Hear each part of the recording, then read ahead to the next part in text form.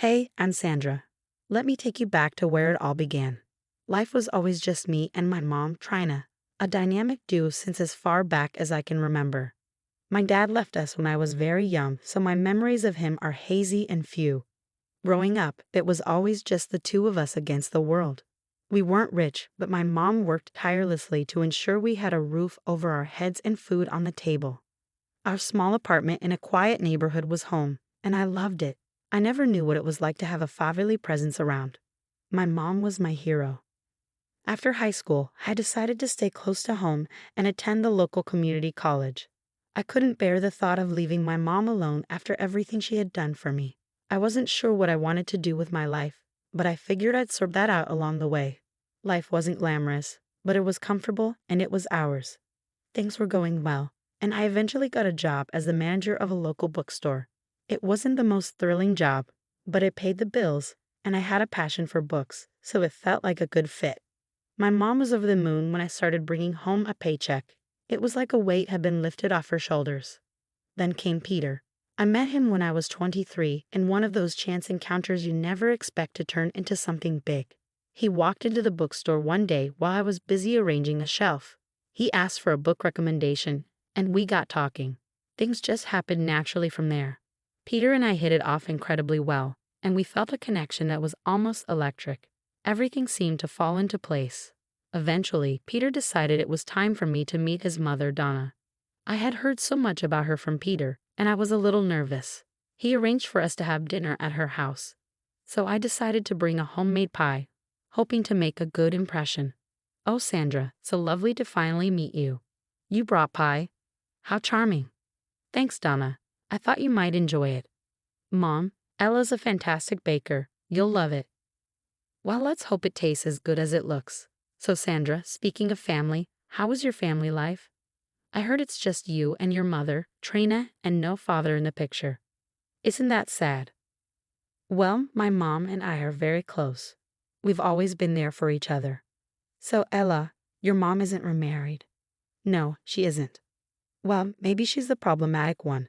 You shouldn't blame your dad for leaving. Sometimes kids fail to see things the way they are.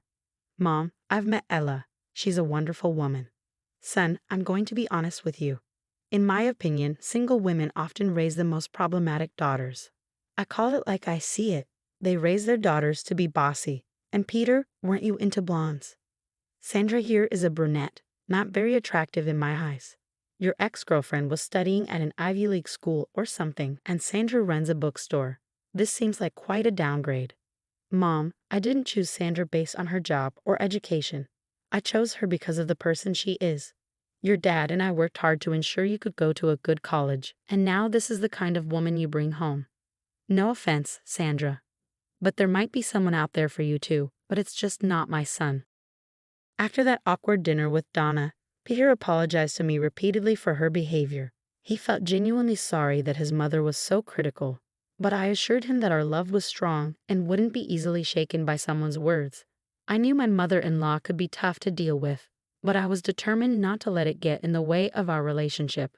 In any relationship, it's crucial to take a stand when needed, but I also believe in being respectful. Peter and I were deeply in love, and we were confident in our decision to be together. We didn't need anyone's approval but our own to know that we were right for each other. Over time, Peter and I grew even closer, and our love blossomed. He started talking about our future together, and not long after, he asked me to marry him. When it came time to plan our wedding, Peter and I discussed the guest list and decided to invite Donna and a couple of Peter's close friends. Unfortunately, Peter had lost his dad, and he didn't have many guests from his dad's side, so the guest list was small. A few months before the wedding, we shared our engagement news with Donna, and I could sense she wasn't too thrilled about it, but that didn't deter us from inviting her. We decided to visit her at her house to personally extend the invitation. Hi, Donna. We wanted to talk to you about our wedding. Oh, the wedding, huh? Mom, we'd really love for you to be there. Yes, it's such an important day for us, and we want you to be a part of it. Well, isn't that sweet? But honestly, I've got other things to do. Sandra, sweetie, you don't really know what you're getting into with my son. Mom, please. Ella's amazing, and I love her. I want you to see that. You are my mom. You seriously wouldn't miss my wedding, would you? Donna, we may have our differences, but this day is about love. We would love to have you there. I'm just not sure it's a good idea, you know. Donna not showing up at our wedding was a real bummer. Let me tell you, we made every effort to get Donna to our wedding. We called her countless times, but she couldn't be bothered. Peter's friends and family were there, but we could see the disappointment in his eyes. He tried to keep his spirits up, but his mom's absence was clearly weighing on him. It's tough when your spouse is feeling low and there's not much you can do to lift their spirits. Despite everything, Peter insisted we go ahead with the ceremony. He wouldn't let a no-show ruin our day, even if it was his mother. Fast forward 6 months into our marriage, and Donna was still keeping her distance. It was like she had made a conscious choice to pretend we didn't exist. It was tough for Peter, and I could see it in his behavior, but he never blamed me. Peter's birthday rolled around, and we tried to throw a small family gathering to mark the occasion. We reached out to Donna, but she turned us down without any explanation. Peter was obviously hurt by his mom skipping his birthday. I remember those weekends when I used to visit my mom regularly. It had always been just the two of us, and I felt a deep sense of responsibility toward her. I could sense Peter's desire to see his own mom, but he couldn't. In a strange way, I felt like the blame was on me, like I was the reason he couldn't have that bond with his mother. The bond between a mother and her children is something truly special, and it pained me to think that I might have unintentionally taken that away from Peter and Donna.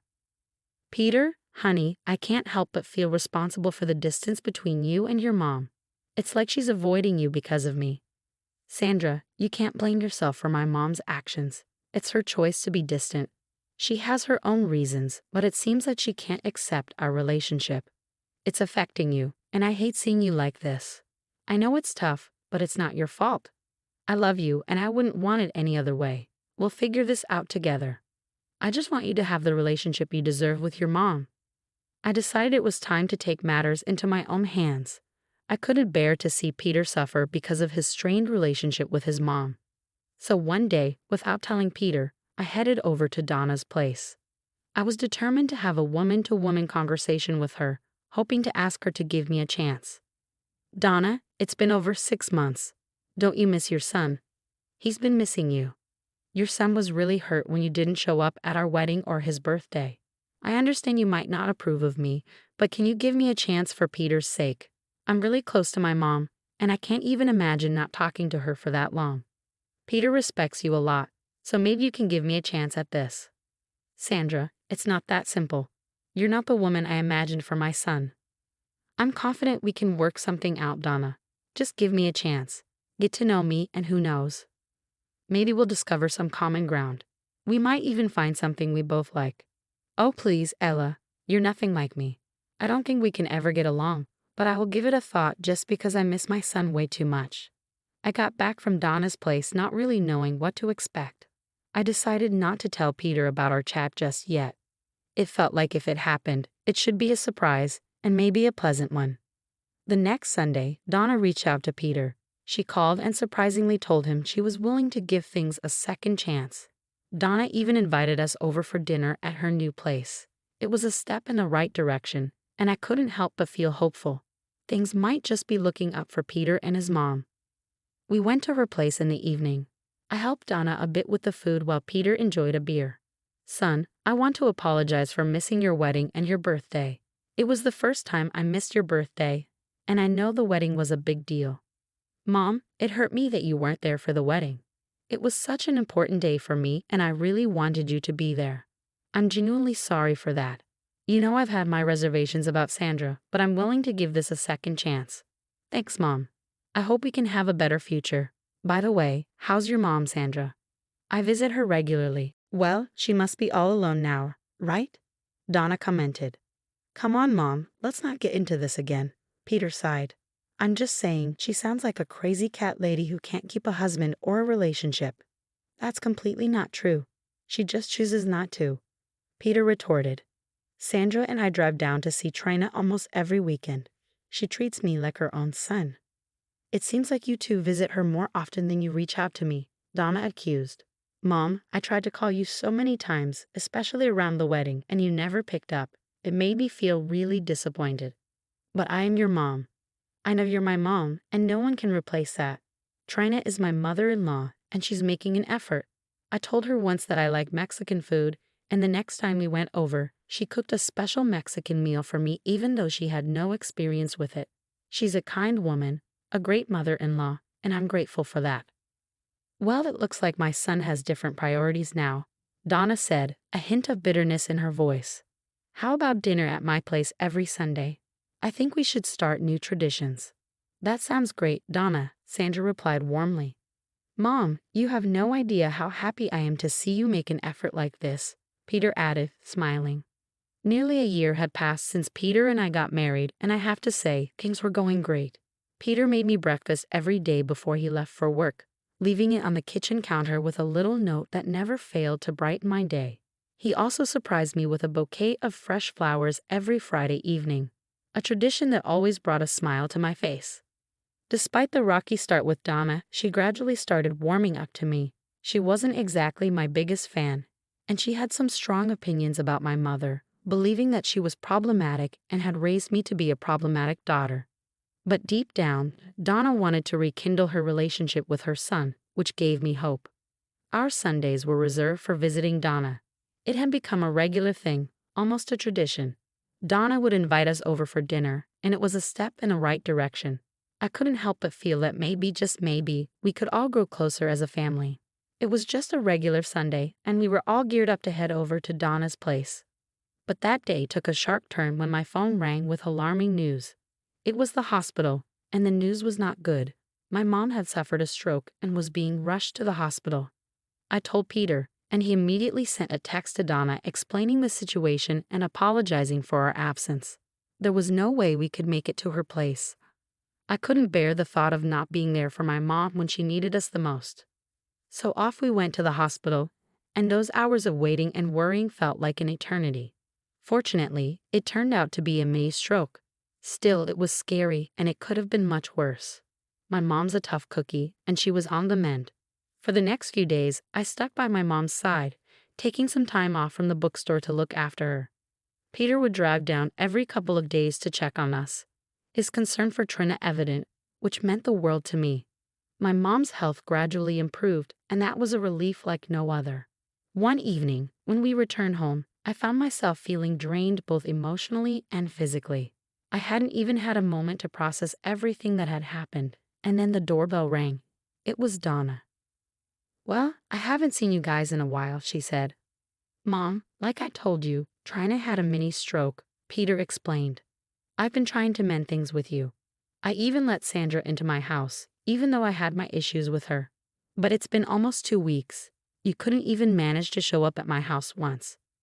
Donna, it was a serious situation. My mom was at the hospital. She had a mini stroke. I was so scared I could have lost her. I needed my husband there, and it's not like we stopped coming over to your place or something. We just needed some time, I said, feeling frustrated. Maybe I've been overthinking things, but anyway, would it be fine with you, Sandra, if I use your car tomorrow? Donna asked. Yeah, of course. My car broke down, and I need to go somewhere very important to meet this friend of mine. Of course you can. I have some more leave from the bookstore, so I'll be staying at home anyway. Peter has his own car, and I don't think I'll be using mine, I replied, trying to keep the peace. You're a lifesaver, Donna said. Later that night, Peter brought up the topic of Donna's broken down car. He told me it had reminded him of how long it had been since he had sent his own car for maintenance. Hey, how about you drop me at Mom's house in your car before going to work? We can also make a stop and give Donna my car keys. She can use it and drop it off whenever she wants, Peter suggested. That sounds like a good plan. I agreed, hoping this would help smooth things over with Donna. Then on your way back in the evening, you can pick me up from my mom's house again. Sure, sounds great. On the way back, we can even stop at the maintenance center to drop my car there and get an Uber from there to home. The next day, we followed our plan precisely. Peter dropped me off at my mom's house on his way to work, and before that, we stopped by Donna's place to give her the keys to my car. Hey Donna, here are the keys. You can use my car and drop it back at my place. I'm heading to my mom's house, and the car is in our driveway. I won't be needing it for much time, just some hours. I'll drop it off at your place before you get back home. I had a great time visiting my mom. I cooked for her like in the old times, and we watched our favorite reality show. When Peter picked me up on his way back from work, we went to the maintenance center. Peter left his car there, and we took an Uber home. When we got there, my car was standing in the driveway, and we figured that Donna must have dropped it off after she used it. The next day, he took my car to his office, and something very terrible happened. I received that dreaded call from the hospital. At first, my heart skipped a beat, and I thought it might be about my mom, but then the voice on the other end mentioned Peter's name, and I felt like my world was crashing down. The hospital explained that Peter had been in a car accident, and I could feel the panic rising within me. I rushed to the hospital as fast as I could. When I arrived, I was relieved to see that the accident, while frightening, had not been as catastrophic as it could have been. Peter's head was safe, and he had no major injuries, just a few broken bones. I called Donna to let her know about her son's accident. I was in the hospital room, sitting beside Peter's bed. He was still unconscious, and I was anxiously waiting for him to wake up. I held his hand, hoping for any sign of improvement. That's when Donna walked into the room. "What the hell, Sandra? Look what you did to my son. All of this is your fault." "How could this be my fault? You were supposed to get into that car and drive it, not Peter. Why did you let him drive your car? Are you serious? What are you trying to say? Just because of you, my son got into an accident. Oh my God, I can't bear the sight of him like this. He's so hurt. My poor son is in so much pain." "Wait, Donna, what did you say? What do you mean I was supposed to get into the car?" "Yes, you and your mother, taking Peter away from me. We were finally getting close again. And then your stupid mom had that stroke, and my son stood me up to go and see that woman. I never liked you, Sandra. You are a terrible girl. Peter deserves better. I tried to tolerate you for his sake, but your mom? She's trying to steal my son too. It's not just you. Did you think I was blind to your attempts to take him away from me? She's alone. She can't have a family and keep a man, so she's trying to steal mine. You started this, Sandra. I thought it would end with you, so I may or may not have arranged for someone to mess with your car, but now look what you've done, dragging my son into this mess." "Mom, what's going on? Are you serious?" "Oh, Peter, babe, are you fine? Can you get my mom out of here? I don't want to see her face." "Peter, thank God you're all right. This is all Ella's fault. You're just a bit misguided right now. I did all of this to protect you from Sandra and Trina. Mom, you are just delusional. Just get out of here." I escorted Donna out of the room. Enough is enough.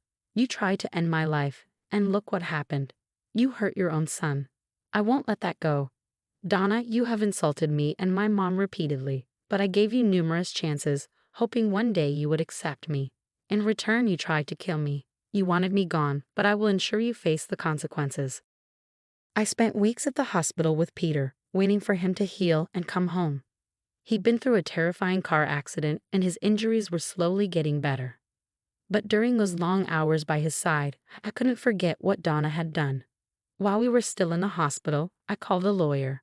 I knew I had to take action to make sure Donna faced the consequences of her actions. Dealing with legal stuff and police reports was a hassle, but it was necessary. Donna had to pay for attempting to hurt me. After a bunch of court proceedings, Donna got sentenced to 2 years in jail for attempted murder. The gravity of her actions finally caught up with her. It's been months since the accident, and Peter is still in pain. Some of his wounds haven't fully healed, and the emotional scars run deep. He's understandably furious with his mom for what she did. During this tough time, I've been there for him every step of the way. My mom, Trina, has also been a huge help. We're doing our best to make things as smooth as possible for him, considering the circumstances. Donna might be locked away for a while, but we don't think we can ever forgive her for what she has done.